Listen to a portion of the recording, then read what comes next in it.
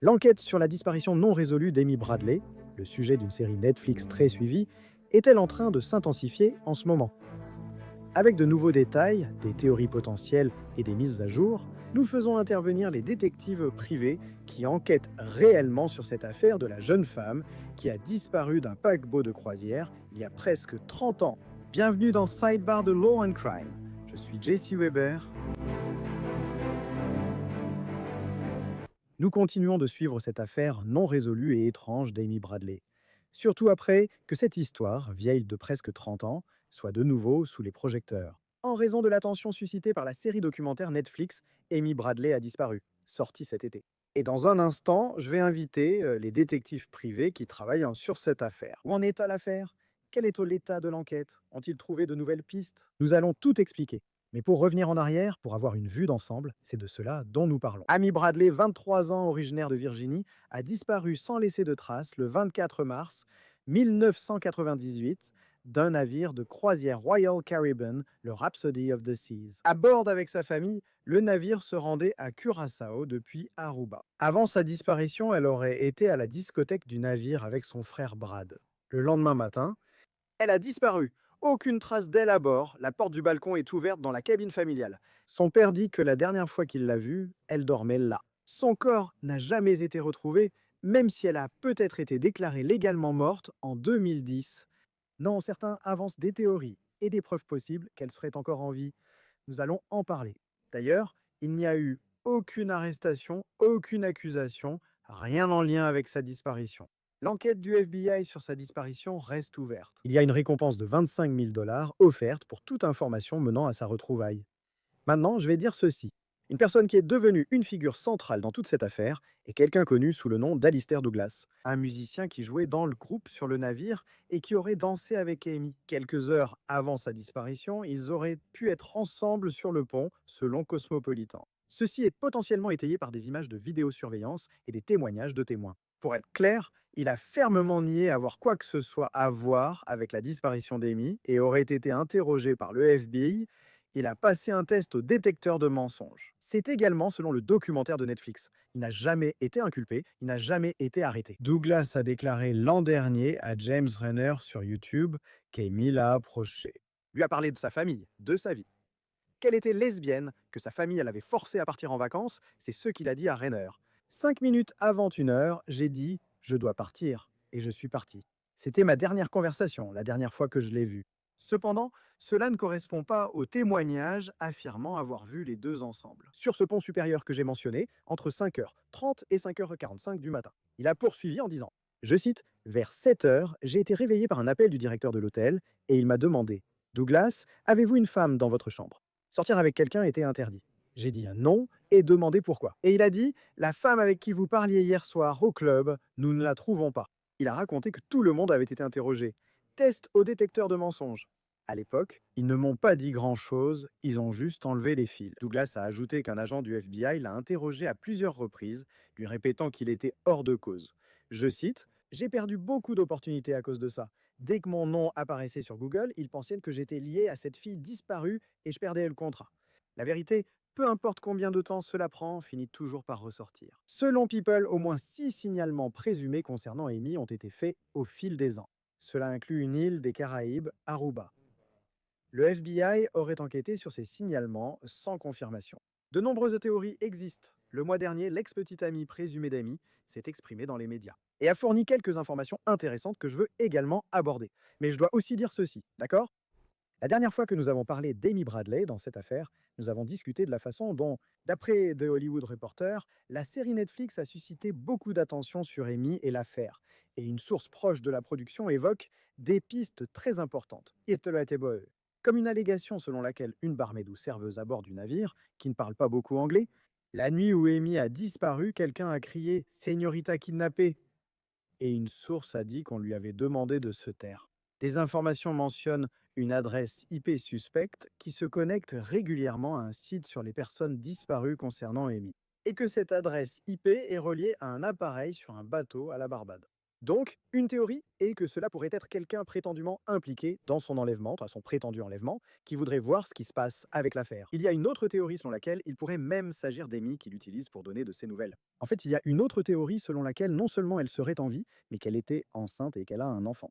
Selon le Daily News, Amy hésiterait à se manifester car elle aurait eu un enfant après une grossesse liée à la traite sexuelle ou au travail du sexe. Ce ne sont que des allégations et théories pour l'instant, rien ne les confirme totalement.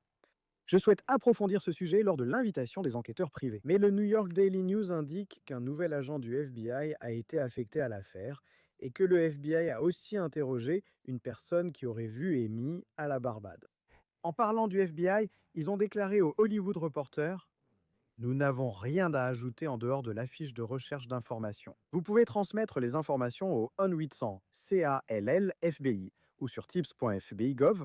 Je souhaite maintenant inviter deux invités d'assez spéciaux, Jim Carrey et Earl Nance, les détectives privés chargés de l'enquête. Messieurs, merci beaucoup d'avoir pris le temps de parler de cela.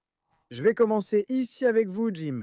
Comment avez-vous commencé à travailler sur cette affaire et rencontré les Bradley? Comment vous êtes-vous impliqué? J'ai rencontré les Bradley grâce à Beth Holloway et Beth Holloway et Greta Van Susteren. Je travaille sur l'affaire Holloway avec Greta. J'étais à Curaçao avec mon fils et ma femme et on a fait la connaissance des Bradley et je voulais aider les Bradley et ils avaient besoin d'aide. Et depuis combien de temps travaillez-vous avec eux? Environ 4 ans, moi, je pense. Oui. Et Earl? Et vous? J'ai rencontré Eva et Ron en 1989 et je les ai aidés sur quelques projets. J'ai appris à connaître la famille. J'ai appris à connaître Amy et quel privilège c'était et c'est toujours. Donc nous sommes inséparables depuis 1989 et Wow!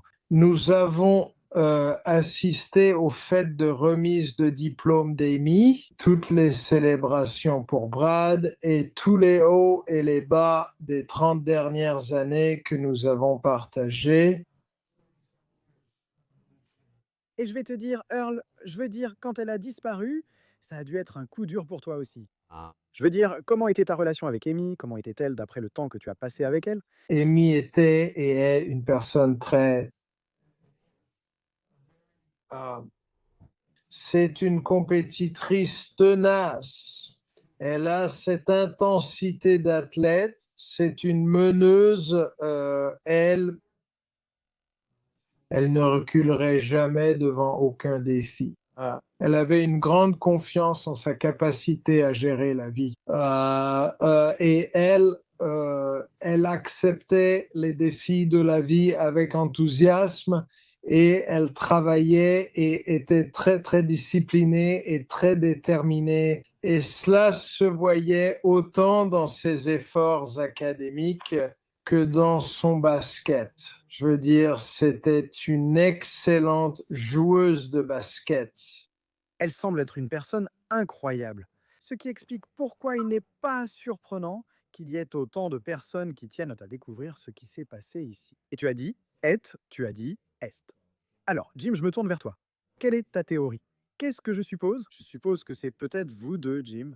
Quelle est ta théorie sur ce qui est arrivé à Amy? Et penses-tu, alors qu'on est assis ici aujourd'hui et qu'on parle d'Amy, penses-tu qu'elle est en vie? D'après ce que j'ai appris, ce que les moi avons appris et le reste de l'équipe aussi, il y a beaucoup d'autres personnes qui nous aident. On a des gens sur les réseaux sociaux qui travaillent vraiment dur pour nous aider. Ce soir-là ou ce matin-là, le 24 mars, elle est allée dans la discothèque. Et je pense que ce type, Yellow Douglas, s'est intéressé à elle. Elle était très énergique. Elle aimait parler aux gens. Elle est très gentille. Et je pense qu'elle elle a été enlevée à un moment entre 5h30 et 6h du matin. Je pense plutôt pour 6h moins le quart, je pense. Elle a quitté la chambre où les trois témoins l'ont vue dans l'ascenseur avec Douglas à la discothèque. C'est un grand ascenseur en verre et on pouvait le voir. Et nous avions trois témoins qui les ont réellement vus tous les deux, donc ils sont plutôt crédibles. Et puis, je pense qu'elle a peut-être été droguée. Très probablement, elle a été droguée. Donc, un des témoins a vu ça Douglas est descendu après leur montée à la discothèque et a pris une boisson foncée. Et je sais qu'Amy ne buvait pas de café, donc c'était très probablement un soda. Il est revenu vers elle et a mis la musique, ce que la témoin a trouvé étrange. Je l'ai découvert moi-même à 6 heures du matin et 10 minutes plus tard, tout ce qu'il voit, c'est Douglas qui marche seul et il n'y a aucune trace d'Amy. Donc, d'après ce que nous avons appris, ce que Earl et moi avons appris, nous pensons qu'elle a été droguée. Je pense qu'il y avait quelqu'un d'autre là-haut. Je pense qu'une autre personne est montée à bord du navire et est montée sur ce navire à Aruba la nuit précédente. Et je pense que c'est cette personne qui l'a réellement emmené hors du navire, dans un conteneur, probablement une boîte à musique ou une très grande boîte. Ils l'ont descendu par l'ascenseur de service, là où ils sortent les ordures, le linge, et où ils font entrer la nourriture pour la prochaine partie de la croisière. Et elle a été emmenée par là parce qu'il y a environ 3 ou 4 bateaux qui viennent récupérer des choses du navire. Nous pensons qu'elle a été emmenée ainsi puis conduite ailleurs. C'est notre conviction. Hum, Quant à savoir si elle est en vie, je pense qu'il y a de bonnes chances, mais je ne sais pas. J'essaie de découvrir la vérité, Earl et moi. Nous cherchons tous les faits et nous la cherchons. Nous cherchons toute personne qui l'a vue. Et nous prions pour qu'elle soit en vie. Mais vous savez, on l'a vue, donc il y a de bonnes chances qu'elle soit en vie. Earl, je veux que tu interviennes ici, car j'ai lu, corrige-moi si je me trompe, as-tu parlé à quelqu'un l'année dernière qui a confirmé qu'Amy est en fait toujours en vie? Peux-tu nous en dire plus à ce sujet? Eh bien, plusieurs personnes sont venues nous voir et nous ont dit qu'Amy est en vie. Hein. Nous avons parlé à une personne et Jim et moi lui avons tous les deux demandé, est-ce qu'on perd notre temps? Quoi? Que pouvons-nous faire pour conclure cette affaire? Et il a dit, oh non, non, elle est vivante, je l'ai vue et elle est vivante. Cet homme est-il crédible? Je ne sais pas. C'est le problème avec tant de pistes que Jim et moi essayons de suivre, c'est que tant de pistes sont des impasses où, you know, des gens louches qui cherchent à toucher de l'argent en pensant que nous, vous savez, les Bradley sont une famille américaine riche qui va distribuer de l'argent et malheureusement, les Bradley et nos efforts de recherche sont limités par un manque de ressources. Mais cela ne nous empêche pas d'essayer de suivre chaque piste et c'est ce que nous comptons faire. Ouais, Jim, qu'est-ce que c'était? Je lisais à propos d'un employé de police de Curaçao qui avait contacté la famille d'Amy à l'époque avec des informations. Et on a dit que l'argent était crucial dans cette situation. Peux-tu expliquer ce qui s'est passé? Oui, c'était le monsieur avec qui nous avons parlé à Curaçao en novembre 24. Nous avons fait un voyage là-bas pour l'interviewer. Il s'appelle Herman Goylo et s'est présenté comme policier sur l'île de Curaçao. J'ai mené une enquête et découvert, grâce à quelques contacts, qu'il n'était qu'un simple employé de bureau. C'était un employé de bureau qui avait beaucoup d'informations. Il savait ce qui se passait dans le commissariat. Il connaissait tous les tenants et aboutissants. Il est en contact avec les Bradley depuis 1999. Nous avons des lettres et des transcriptions de ces échanges avec eux. Um, il leur faisait savoir que oui, elle est vivante. Je l'ai vue, je lui ai parlé, je sais où elle est. Il est même allé jusqu'à accepter 50 000 $ pour révéler où se trouvait Amy. Nous avions des agents d'Interpol sur place à ce moment-là et l'échange devait avoir lieu, mais ils ne voulaient pas. Ils ne voulaient pas vérifier. Ils voulaient simplement de l'argent liquide. Et ils m'ont expliqué qu'ils ne peuvent tout simplement pas amener de l'argent liquide sur l'île avec notre avion parce qu'il sait quelque chose, ou il connaît quelqu'un. Et il va nous mener à quelque chose. Et c'est ce que nous espérons. C'est ce que je crois.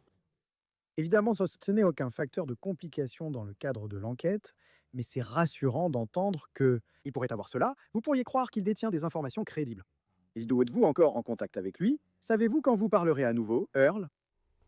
Je pense qu'il n'est pas actuellement en conversation avec nous, mais nous espérons rétablir cette ligne de communication à l'avenir. Et Earl, d'après ce que je comprends, c'est que pendant le cours de cette enquête, alors que nous écoutions tous Jim exposer ce qu'est une chronologie possible ici, tu consultais les journaux de sécurité, les enregistrements des cartes d'accès, en parlant aux témoins. Que devrions-nous savoir à propos de ces preuves potentielles? Vous devriez savoir qu'il y a eu un certain nombre de témoins crédibles qui ont réussi des tests au détecteur de mensonges et qui ont témoigné sous serment avoir vu Amy. Et bien après sa disparition du navire de croisière, euh, c'est ce qui nous fait tenir. Vous savez, une personne l'a vue sur une plage de plongée dans une région isolée de Curaçao. Une autre l'a vue dans un hôtel.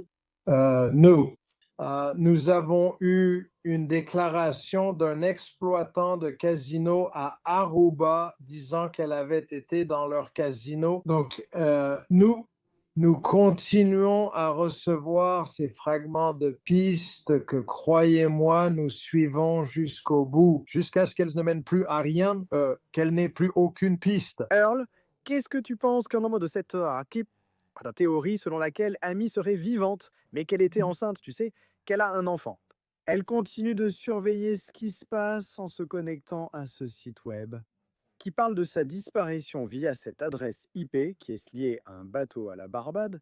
Vous savez, c'est l'une des théories qui ont émergé, surtout après la série Netflix. Vous pensez qu'il y a du crédit à accorder à tout ça? L'Amy que je connaissais n'abandonnerait jamais sa famille. L'Amy que je connaissais ne couperait jamais la communication avec ses parents. Ils étaient extrêmement proches. Elle et son frère Brad étaient très proches, aussi proches qu'un frère et une sœur peuvent l'être. À moins que, d'une manière ou d'une autre, elle soit actuellement privée de toutes ses facultés mentales. Je ne vois pas pourquoi Amy ne contacterait pas sa famille si elle en avait la possibilité. Maintenant, est-il possible qu'elle soit retenue contre sa volonté? Oui. Est-il possible qu'elle prenne le risque et se connecte de temps en temps sur le site web? Absolument. Et nous faisons tout ce qui est en notre pouvoir pour remonter la piste de ces adresses IP. Jim et moi avons parcouru les routes les plus isolées de Curaçao à la recherche de ces adresses IP. Ah, compte tenu de nos ressources limitées, nous avons du mal, vous savez, à obtenir une localisation exacte pour le moment, mais nous y travaillons. Jim, et il y a beaucoup de choses qui sont sorties après la série Netflix. Il y avait comme trois grandes pistes. Ça, et j'ai mentionné, vous savez, cette adresse IP, cette idée que, vous savez, est-ce qu'Amy était enceinte? On raconte qu'un barman aurait parlé cette nuit-là, disant Señorita kidnappée ou quelque chose de similaire. Qu'elle a dit qu'elle était témoin d'un enlèvement et qu'on lui a dit de se taire. Est-ce quelqu'un à qui vous avez parlé? Est-ce qu'il y a quelque chose là-dedans? Est-ce que c'est une vraie piste? Ah, oui, nous lui avons parlé au Honduras. Il était barman. Et le témoin était l'une des filles qui ont vu Amy et Yellow dans l'ascenseur. C'est elle qui l'a vu prendre un verre pour Amy. Elle est décédée depuis, mais elle a témoigné devant le grand jury en Virginie. Ils ont son témoignage, mais elle est décédée. Nous lui avons parlé et je crois qu'il sait qu'elle est décédée et il s'est juste fermé. Donc il n'a rien dit. Quel grand jury, je veux dire? De quoi s'agit-il, ce grand jury? C'était en 2002-2003 Ouais. au tribunal fédéral, le tribunal de district pour l'Est de la Virginie à Richmond. Oui, À propos de, je m'excuse, pour, en lien avec qui ou quelles accusations? Ils enquêtaient sur la disparition d'Amy et sur les personnes qui auraient pu être impliquées. je crois qu'ils examinaient de près ce personnage appelé Jaune et ils essayaient d'établir un motif probable pour demander des mandats d'arrêt pour ceux qui pourraient être impliqués. Mais rien n'en est ressorti. Aucune preuve exploitable qui permettrait d'établir un cas prima facie n'est sortie de ce grand jury. Jim, je veux te demander quelque chose. Alors, Bradley? D'accord. Brad a envoyé une déclaration directement à Law and Crime. Lors d'un récent épisode de Sidebar, nous avons évoqué la perquisition et les articles sur de nouvelles pistes d'enquête. Et il a dit: nous avons été encouragés par certaines des pistes et informations que nous avons reçues depuis la diffusion de la série Netflix. Cependant, l'article affirmant que le barman dont Elizabeth Lewis a parlé s'est manifesté est de faux. À ce jour, nous ignorons toujours son identité et sa localisation. L'affirmation selon laquelle Amy pourrait être la mère d'un enfant, à mon avis, est au mieux spéculative. Nous ignorons qui a fourni les informations de cet article. Nous apprécions l'intérêt suscité. Grâce à nos efforts au niveau étatique et fédéral, 2 lettres importantes avec des demandes seront envoyées par ça à la procureure générale Pam Bondi, au directeur du FBI Kash Patel et à la secrétaire à la sécurité intérieure Christine Ohem, par notre procureur général Jason Miyares, le gouverneur Glenn Youngkin, la lieutenant-gouverneur Winsome Sears et l'équipe du sénateur Chuck Grassley à la commission judiciaire du Sénat. Il y a des choses en cours que je ne peux pas divulguer pour le moment. Mais sachez que nous continuons à suivre chaque piste. Nous continuerons de chercher Amy des réponses et à demander des comptes aux responsables de sa disparition. Jim, pouvez-vous nous dire quelque chose sur ce que représente cet effort envers les législateurs et ceux du ministère de la Justice? Eh bien, nous étions un groupe d'entre nous, avons dû aller témoigner et parler devant la commission judiciaire à Washington. Je crois que c'était il y a quelques mois. Puis ils y travaillent, ça c'est toujours. Le bureau du sénateur Grassley s'en occupe. À ma connaissance, ils restent impliqués. Nous cherchons de l'aide et ils travaillent très bien. Mais c'est là où ça en est pour l'instant. Donc on attend juste que ça avance. Hopefully, avec un peu de chance, ça va marcher et nous aider. On pense que ce sera le cas. Mais Ouais. tu sais, pour en revenir à Yellow Douglas, beaucoup ignorent que, je veux dire, même son colocataire n'a pas été interrogé à bord du navire. Le gars qui vivait dans sa chambre n'a pas été interrogé. Je trouve incroyable qu'il ne s'est pas interrogé le véritable colocataire du suspect numéro 1. Et qu'est-ce qu'ils ont expliqué ça? Pourquoi Non, non, ils n'ont rien expliqué aux Bradley. Les Bradley ont un peu tiré la courte paille. Ils n'ont pas eu l'aide qu'ils méritaient et beaucoup de gens n'ont pas été interrogés. Les 2 jeunes filles qui ont vu Amy et Yellow ce matin-là, elles n'avaient pas leur clé, leur carte magnétique pour retourner dans leur chambre. Donc, à 6 heures, vers 6h10, elles sont retournées à la chambre et elles frappaient à la porte. Ce sont 2 jeunes filles. Elles sont assez bruyantes dans le couloir. La mère, toujours debout, ouvre la porte et dit « Soyez silencieuses, il est 6 heures. » Ils ne l'ont jamais interrogée pour vérifier qu'elles étaient debout à 6 heures du matin. Juste des petites choses comme ça que j'ai remarquées, beaucoup d'incohérences de ce genre. Donc, Jim ou Earl, est-ce que l'un de vous a déjà eu l'occasion de parler à Douglas? Mais il a catégoriquement nié d'ailleurs toute implication. Est-ce que l'un de vous a eu l'occasion de lui en parler? oui, je l'ai interrogé plusieurs fois. Il nie complètement. Il n'a absolument pas. Il nie même en fait les preuves concrètes des clés de la chambre. Je veux dire, tout est enregistré indiquant qu'il est entré à 3h35 du matin, mais il répète sans cesse qu'il est revenu dans la chambre à 1h du matin. Il va le voir noir sur blanc et dire non, c'est faux. Certains noms reviennent, ce qui m'intéresse beaucoup, 2 petites îles, Aruba, Curaçao. Bonaire n'a presque pas été mentionné. Trinité et Tobago, c'est beaucoup mentionné.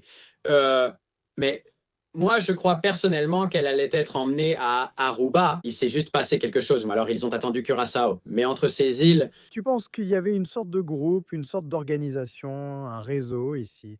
absolument, oui, absolument. Et nous avons des noms. Je ne veux juste pas les divulguer, mais nous avons des noms. Earl, je veux avoir ton avis.